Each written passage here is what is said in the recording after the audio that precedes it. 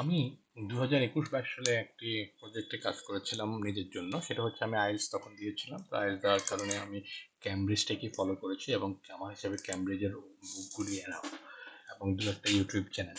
তো প্রতিবার পিডিএফ খোলা রিডিং আমি কম্পিউটার বেস দেওয়ার কারণে আমি প্রিন্ট আউট কিছুই করতাম না, কম্পিউটারের স্ক্রিনেই অ্যান্সার দিতাম, লিখতাম এবং ক্রস চেক করতাম।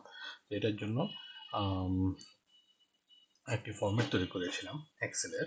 সেটি হচ্ছে এটাতে সুবিধা কি ছিল যে বুকস 16, 15 যেটাই ছিল সেটা যে টেস্ট আমি দিতে চাই সেটা আমি এখান থেকে প্রেস করলে ক্লিক করলে প্রশ্নটা ওপেন হতো।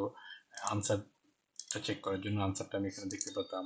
তারপরে স্ক্রিপ্ট চাইলে স্ক্রিপ্ট দেখতে পেতাম। যারা আইএলটিএস দিচ্ছে অথবা দিয়েছে তারা জানে যে আমি কি বলছি। প্লাস এখানে কত মার্ক সেটা অটোমেটিক ব্যান্ড চলে আসতো। 25 দিলে কত ব্যান্ড হবে। তো আমি জেনারেল দিয়েছিলাম, তো জেনারেলের ক্ষেত্রে যে একই রকম ব্যান্ড চলে আসবে। একাডেমিকের ক্ষেত্রে একই রকম। তারপরে স্পিকিং এখানে ফাইলটা ওই ক্যামব্রিজের বুক কত নম্বর বুকের প্রত্যেকটা স্পিকিং এখানে ছিল, রাইটিং ছিল, পিএফপি লেভেল আনসার শিট ছিল। অ্যান্ড মোর এবার প্রত্যেকটা ডাটা যখন ইনপুট করা হতো এখানে একটা ড্যাশবোর্ড আকারে ছিল, আমার একটা ওভারঅল পিকচার দেওয়া দিত আমাকে বের করে। তো যাই হোক এটা ছিল তখন অনেক কষ্ট করে বানিয়েছিলাম। তো আজকে হঠাৎ করে চিন্তা করলাম আর একটু আপগ্রেড করা যায় কিনা।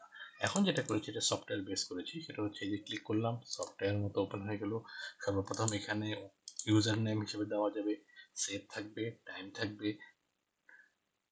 বুক সিলেক্ট করে লিসেনিং টেস্ট সিলেক্ট করে প্রেস করব, সাউন্ড চলা শুরু করবে। IELTS 20, শুরু করলো মনে হয় published by রেকর্ডিং শোনা যাবে। Cambridge University. তারপর ওপেন প্রশ্ন একই রকম ওপেন করলাম পিডিএফ প্রশ্ন। সবচেয়ে মজার ব্যাপার হচ্ছে এখানে অ্যান্সার দেওয়ার পরে সে অ্যান্সার দিলে অটোমেটিক সে রাইট রং বলে টোটাল এখানে নিচে কতটা অ্যান্সার হয়েছে ব্যান্ড কত সেটা রেকর্ড হয়ে যাবে, সেভ থাকবে।